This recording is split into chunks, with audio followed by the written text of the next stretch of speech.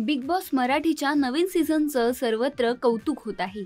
घरातील सदस्य एकमेकांची काळजी घेण्यासोबतच राडे देखील करत आहेत. आज एकीकडे घरात नॉमिनेशनची तोफ हे पहिलं नॉमिनेशन कार्य पार पडणार आहे, तर पहिल्याच टास्क दरम्यान घरातील सदस्यांमध्ये मोठं भांडण झालेलं पाहायला मिळणार आहे. सध्या बिग बॉसच्या घरात निकी, अंकिता, आर्या व वर्षा उसगावकर हे स्पर्धक सगळ्यांचंच लक्ष वेधून घेत आहे. पण महत्त्वाचं म्हणजे बिग बॉसच्या घरातील पहिल्याच आठवड्यात यापैकीच सदस्य नॉमिनेट झाले आहेत.